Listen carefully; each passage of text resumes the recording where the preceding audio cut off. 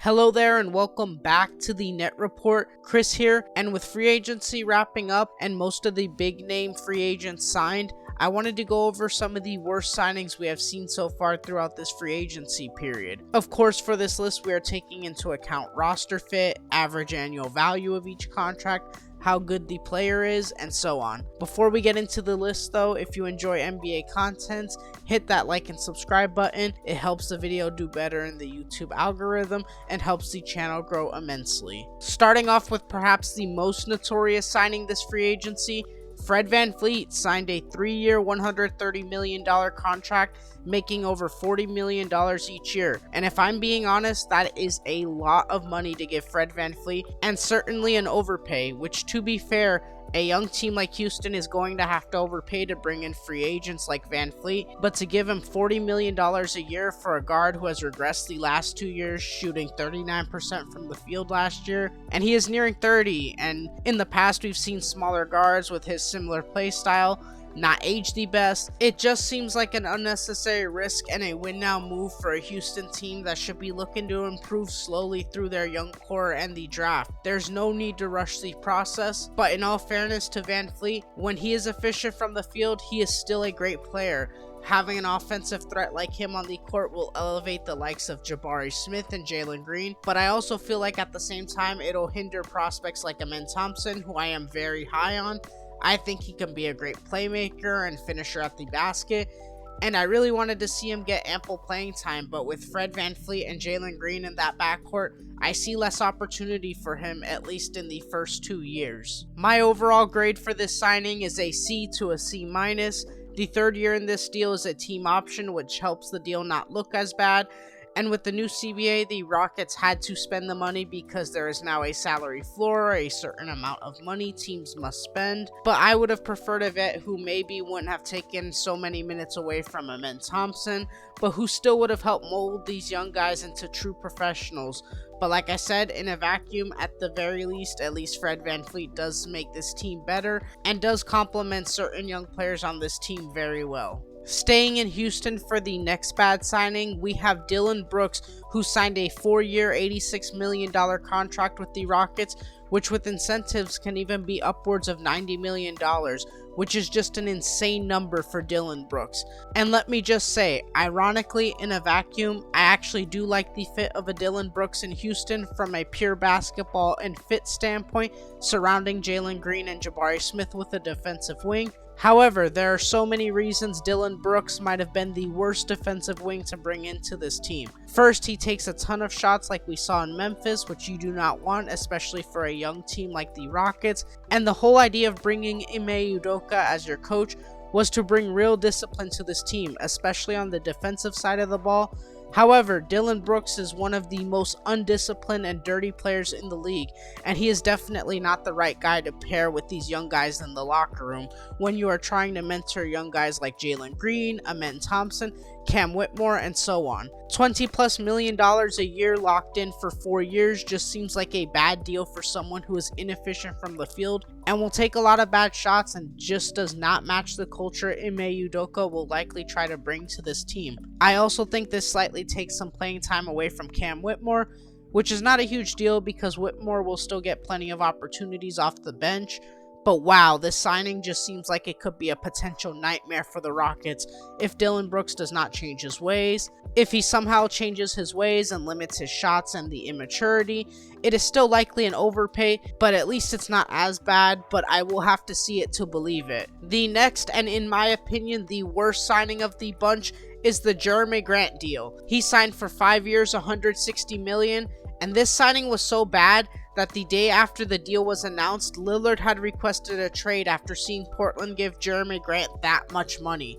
Obviously, we all know Grant is a good player, he can score the ball decently, he's a great defender, but he has been inconsistent at times and tends to put up good stats on bad teams, and realistically should probably not be getting paid this much. He is going to be 34 at the end of his contract, and that is just a lot of money to give to a guy who is not a star player and will not elevate your team, especially under the notion of trying to build a contender around Dame. Damian Lillard of course saw this, and 24 hours later he requested a trade, And if this was truly Portland's attempt to try to convince Dame to stay and show they are ready to compete, this is truly the worst signing of this free agency period and shows just how bad this Portland team has been trying to build around Dame for years. Jeremy Grant is a good player, but there is no chance he is putting this team over the top if Dame were to have stayed, so it feels like this was the final straw that led to Dame's trade request.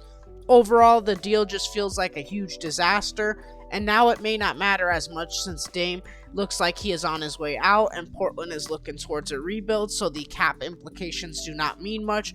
But this just felt like the final nail in the coffin for the Damian Lillard era in Portland. Moving on to the next few signings, I wouldn't label these as awful contracts or as bad as the last few I mentioned.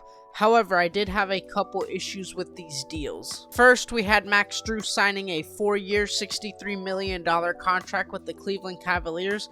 And I really like Max Strus as a player, and I think he can bring some valuable shooting to a Cleveland team that does need shooting. However, he is a smaller guard who is not particularly great at defense, and he'll be paired with Darius Garland and Donovan Mitchell. So Cleveland really does not improve at all defensively in the backcourt with this signing. I would have preferred they sign a better defensive guard who could maybe stretch the floor. I think it might be a slight overpay at 4 years, $63 million. But Strus is still a great player. However, I think the fit in Cleveland will be rough due to the lack of defense between all those guards in the backcourt. Time will tell if they are able to make it work. My issue is just the backcourt defense. We saw it abused in the playoff series against the Knicks. And I really don't think Max Strus will help that issue at all, and neither will Georges Niang, who they also signed. And to commit over $15 million a year to another guard who does not help out your biggest weakness just seems like a mistake from a team building standpoint. Shout out to Max Strus though for getting the bag. This isn't really a knock on him as a player, it's more of a knock on the Cavs for their team building process. Moving on to the next deal, we had the Sacramento Kings re-sign Harrison Barnes to a 3-year, $54 million deal. And once again, the average annual value of this deal is not bad at $18 million a year. However, this signing feels like a slight disappointment. Sacramento had some money going into this free agency, and it really felt like they could go for a big name, especially at the forward spot. I saw a lot of people mock Chris Middleton and Kyle Kuzma to the Kings, and to come out with just re-signing Harrison Barnes felt a little anticlimactic. Harrison Barnes, of course, had a good regular season, playing in all 82 regular season games, and averaging 15 points a game on a respectable 37% from 3. However, we saw the playoff struggles against the Warriors, and I just worry about locking him up for 3 more years instead of trying to use that money to upgrade somewhere else may hinder this young and exciting team's future and ceiling. I still think Barnes is a good player and decent fit with this team. However, the contract seems a little high. He is 31 years old, and I would have personally really liked to have seen a big name like Kuzma or Middleton to Sacramento to help elevate this team come playoff time, especially in a tough Western Conference. Next, we have the Chicago Bulls, who signed Nikola Vucevic for 3 years, $60 million, and this is by no means a bad value signing. Nikola Vucevic is a good player who often gets overhated by Chicago Bulls fans because of the trade with the Orlando Magic and how he was not able to really elevate this team to serious contenders. But for $20 million a year, this is a solid signing. However, the only reason I have it on this list is because this signing shows the Bulls are locking their team into mediocrity instead of selling their assets. Most Bulls fans would agree it is time to move on from this trio of LaVine, DeRozan, and Vucevic, especially with Lonzo Ball out for the year, who may unfortunately never be back on an NBA court. But this signing just screams that the Bulls are okay with mediocrity for the foreseeable future and shows less of a willingness to retool or rebuild. I am definitely being harsh with this signing a little bit, and it is nothing against Vucevic. He's a great player and deserves the money. As a Magic fan, I loved watching him play for Orlando, but the Bulls should have moved on from this trio at trade deadline last season, and it is looking like they're going to run it back to be a first-round exit at best next year. Finally, the last signing I have on this list is the Denver Nuggets signing Reggie Jackson to a 2-year, $10.3 million contract, which is fully guaranteed, and it seems weird they re-signed him to actual money above the minimum, considering he could not crack their rotation in the playoffs. he seemed like an awkward fit in Denver, and them bringing him back when they lost Bruce Brown really limits what free agents they can sign going forward, and it makes me worried for their bench. Denver was of course never going to be able to do much given their cap situation, but bringing back Reggie instead of using the little bit of money you had to maybe sign a better fit player just seems like the wrong move. Hopefully he is able to figure it out and gets real valuable rotation minutes, and to his credit, he was a buyout guy, so he only had about 30 games in Denver, so maybe a full year really helps the transition, but this signing combined with losing Bruce Brown makes me a little worried for Denver going forward. But those are our picks for the worst free agency signings this year. Let us know your thoughts and who you think we missed on this list, or if you disagree with us about any of these signings. If you enjoy the content, hit that like and subscribe button. It helps the channel out a ton, and we truly appreciate all the support. As always, thank you for tuning in, and have a great one.